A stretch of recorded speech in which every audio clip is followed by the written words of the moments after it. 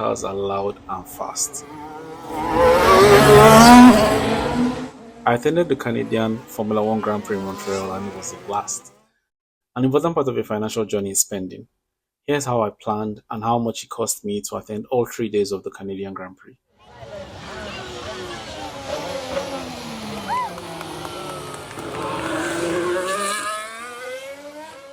I started planning for the event a year in advance. I wanted to attend the 2023 Grand Prix, but I couldn't get tickets, so I looked into getting tickets for 2024. I made a deposit of $677 in April 2023 for the tickets to the race weekend.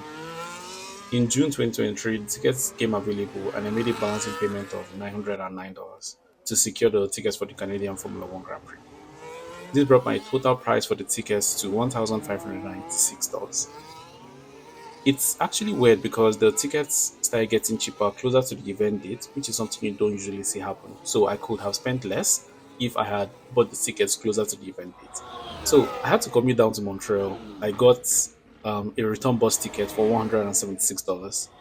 I considered several options like flying, driving, taking the train, or using a rideshare, but I eventually settled on using the bus because it was the best option at the time. So the ride was about 6 hours and it went by quite fast. When Formula One comes to town, everything gets expensive and booked out. I had several options for accommodation. I could have included it as part of my race weekend package, but that option was quite expensive. So I went with booking my accommodation separately, and it cost me $739 for 2 nights at a location that was about 1 hour 30 minutes commute from the racetrack via public transport. But breakfast was inclusive, which was nice, and the hotel staff were very helpful with guidance on how to get to the track. And they printed out transit maps, which they handed out to guests as they arrived at the hotel, and this was quite helpful in navigating the city. I spent $99 on feeding for the whole weekend, and I packed some snacks from my time at the circuit to avoid spending too much because items are usually overpriced during the race weekend, especially at the circuit. I actually got a can of beer for $12. Can you imagine? So, in addition to Formula One racing, there are other support races like the Ferrari Challenge and the Porsche Carrera Cup that happen during the race weekend. Don't worry, you don't pay extra for this; they are like all inclusive. During the race weekend, I got a radio, a seat cushion, and a cooling towel because I have an Amex credit card. This actually made the race weekend more enjoyable because the bleacher style sittings available at the track were not the most comfortable, and the radio helped with commentary across the race weekend. In a future video, I'll talk about credit cards and the benefits they have. There were other free stuff available during the race weekend, and there was also access to the Amex Lounge, but I couldn't get this due to high demand for the lounge. So the way it operated was you had to come on the race day to the Amex Lounge and make a reservation like every single day of the weekend. So I definitely couldn't get there early enough. The lounge was situated close to the starting line, so you kind of had a good view, but I felt like my view from the seat I paid for was actually better than the view from the lounge. So yeah, I didn't lose anything.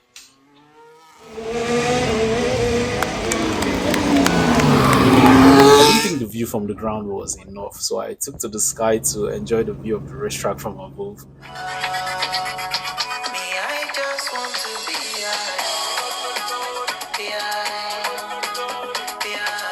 I got to see a few landmarks in Montreal, like the bridge, the biosphere, the casino, and the old port of Montreal.